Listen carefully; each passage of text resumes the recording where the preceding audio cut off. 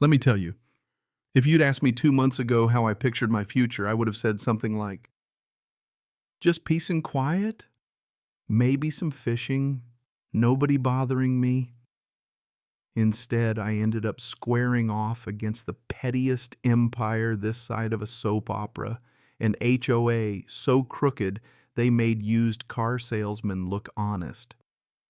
And if you think nobody can steal your home in broad daylight, wait till you hear how fast they try to erase me from my own life. I never really settled anywhere before, 37 years of contracting, living out of duffel bags and back seats, calling anywhere with a work and shower home. Then my Uncle Walter passed and left me his little place on the edge of Lakeview, Texas. Not exactly a palace brick one-story porch swing that had seen better days, but it was mine. Or so I thought. First few weeks I hardly saw a soul, which was fine. I fixed the porch, repainted the shutters, patched a pipe here and there, stuff that made me feel like I finally belonged somewhere. Sometimes I'd spot a white SUV hanging around outside the gate or catch some lady in a power suit scribbling on a tablet, but I figured maybe she was code enforcement or just nosy. Didn't wave back, just stared. I didn't think much of it. Until the morning I came home from fishing, 3 nice bass in a bucket, feeling on top of the world. That's when I saw 2 black sedans, police cruiser, parked behind, and Ms. Tablet herself standing on my porch phone, glued to her ear, like she owned the place. Next thing I know, I've got 2 uniformed cops telling me I can't go inside my own house.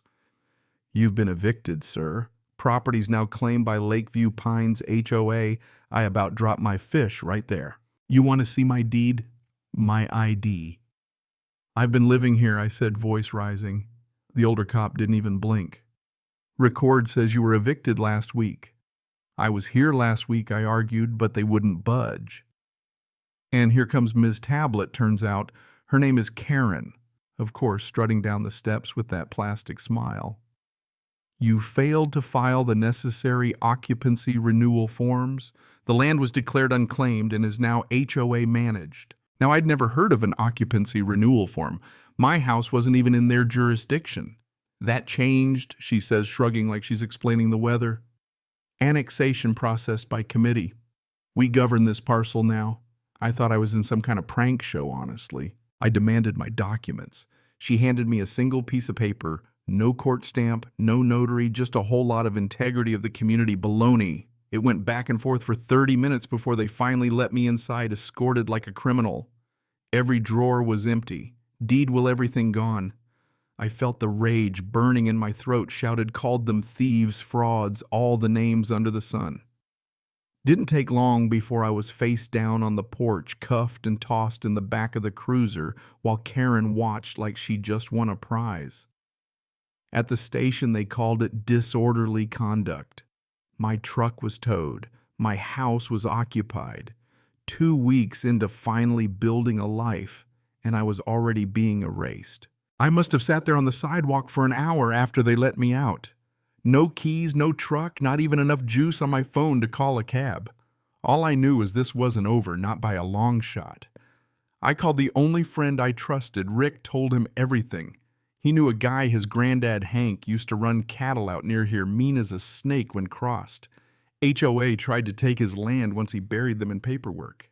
Rick gave me the address. I scraped up enough for a ride share and rolled up to Hank's place looking like I'd crawled through a ditch. He didn't even say hello. You look like hell.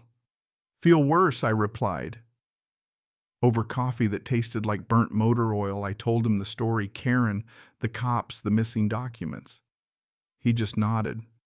They tried it with me. Claimed my ranch reverted to community status. Got my originals, hit them with a cease and desist. Gotta move faster than they do, or you'll never get your land back. Problem was, they had all my documents. Then we start at the source. The notary. If we're lucky, he's still got digital backups. If not, we kick up hell until someone listens. Hank wasn't the type to wait for fate to do its job. He grabbed a folder called in a favor with a lawyer named Melissa, and the next morning we drove straight to the notary office. The place smelled like wet drywall and disappointment. Receptionist said the old guy retired 2 weeks ago. Of course. Files had been requested for removal by, get this, the HOA flagged for deletion as a duplicate.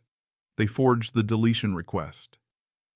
Hank handed the nervous receptionist a thumb drive. You find anything, put it on here? If not, call the county. They're required to keep estate files for 7 years.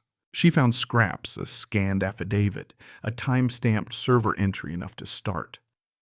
Melissa took one look at the files, and her eyes narrowed.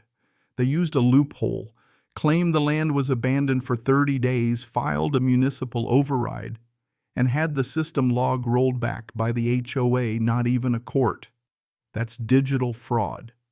We rushed to the county clerk, filed for emergency reinstatement, and the clerk, sweating through his shirt, found the digital fingerprints, 2 entries, one giving me ownership, one deleting it.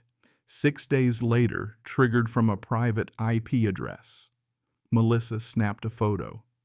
This is a bank heist with a forged key. Within 24 hours, deed was back in my name. Melissa didn't stop there. Filed a criminal complaint for digital forgery, attached the server logs, the forged request, and the audio I'd secretly recorded of Karen's smug, everything's been decided. I felt hope for the first time since all this started. But Karen wasn't done. She had contractors at my place within a day trying to remediate the property, ripping my door off, unloading drywall. I jumped the fence, called the sheriff, showed them my documents. Contractors bolted like the house was on fire. I'm gonna kill her, I muttered. No, Hank said, you're gonna sue her. That's how you win.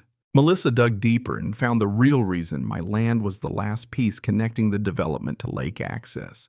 They'd been using the same playbook for years, targeting estates where the owner had died, grabbing land before the family could claim it. I wasn't the first, just the first to push back this hard. Then Karen flipped the script, uploaded a fake video of me online, edited to make me look like a lunatic threatening to burn the place down. Neighborhood was ready to run me out of town. Melissa flagged it, sent it to digital forensics. Meanwhile, Hank and I got clever. He called up his friend Dale, retired accountant, Straight Arrow. Dale donated $15,000 to the HOA, tracked the money straight into a shell company owned by Karen's brother, meant for park lanterns that never existed. Melissa was ecstatic. That's embezzlement, plain and simple. The cracks spread. Board member Bennett resigned. An anonymous whistleblower sent us emails, proof they'd done this before. And Rick, bless him, found a 1960s court case in the same county. Homeowners' rights do not expire on death. Attempting to annex in that period is predatory and unconstitutional. That was the hammer. Finally, the younger cop who'd arrested me agreed to testify, said, Karen gave the order herself, claimed I was a squatter, told the officers she'd handle the paperwork. When court day came, Melissa brought the receipts, digital logs, forged override, audio, whistleblower emails, even the donation money trail. The judge's brow got deeper and deeper as he read. Digital expert broke down the fake video, totally fabricated. Melissa called it a pattern, not an accident. The judge agreed, quoted that old case, and froze all HOA-controlled properties tied to disputed annexations. State launched an investigation. Karen, she looked like someone had pulled the floor out from under her. Not in cuffs yet, but everyone saw her for what she was. And just like that, the local news lit up. HOA property scheme unraveled. I wasn't the villain anymore. I was the guy who dragged a broken system into the sun. Karen tried one last countersuit, claimed I'd falsified evidence, but the courts tossed it out before lunch.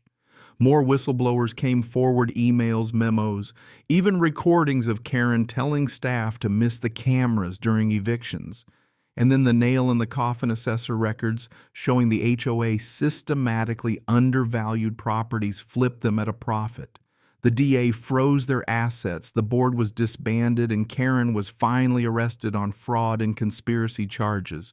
Her brother, her lawyer, the whole ugly crew taken down. It was over.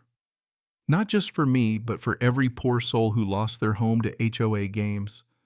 First day back inside the place was a wreck.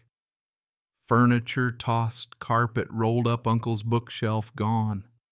But I grabbed a hammer, patched the door, and watched the sun set over the lake. Peace came back slow and careful, like it wasn't sure it belonged. But it came. Last thing I did was hang a new sign. Private property, not part of HOA trespassers, will be prosecuted. Underneath a second sign, in memory of Walter Frell, the last honest man, my keys, my land, my silence, finally mine.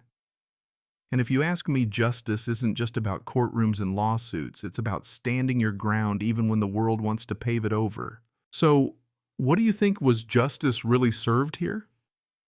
Or is it just another fight waiting to happen? Drop your own stories, your HOA nightmares, or what you'd have done differently in the comments. Because if there's one thing I learned, it's this: if you don't fight for your own piece of peace, no one else will.